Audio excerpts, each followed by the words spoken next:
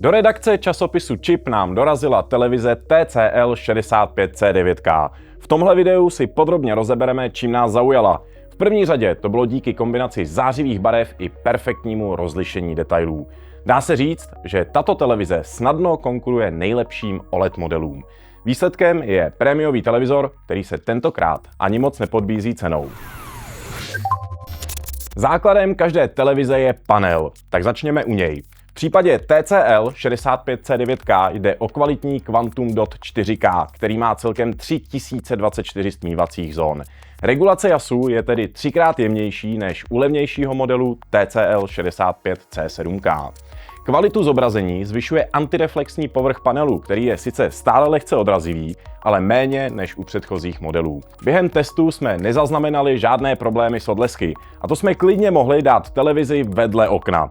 Pokud ale k nějakému odlesku sem tam dojde, tak ho přebije velmi intenzivní maximální jas. Právě omezená intenzita jasu se tradičně vyčítá OLED televizorům a i když už jsou na trhu i modely s vysokým maximálním jasem, levnější OLED televizory se jasu TCL 65C9K zdaleka nevyrovnají.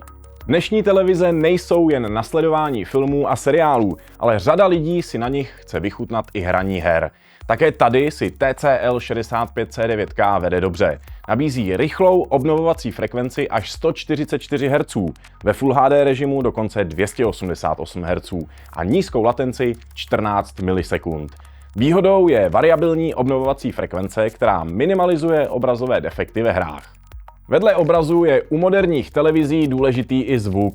TCL 65C9K má integrovaný zvukový systém od společnosti Bang & Olufsen. Samozřejmostí je podpora Dolby Atmos a DTS:X. Tovární nastavení zvuku je ale trochu teatrální a příliš rozmáchnuté ve stylu hollywoodských velkofilmů.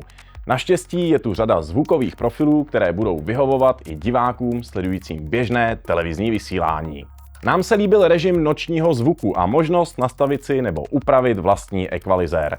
Pokud dáváte přednost opravdu intenzivní zvukové kulise, včetně velmi slušných basů, budete rozhodně spokojení. Obrazovka dokáže skvěle prokreslit tmavé detaily na černém pozadí, ale také umí vytvořit opravdu vysoký jas. Pojďme se podívat na výbavu. Zadní strana nabídne celkem 4 HDMI konektory s podporou nejrychlejšího standardu HDMI 2.1. Pro přehrávání obsahu z externího disku je bohužel k dispozici pouze jeden USB port. Pro přívod televizního signálu slouží trojitý tuner. K internetu se chytrá televize připojuje pomocí Wi-Fi 6 a LAN.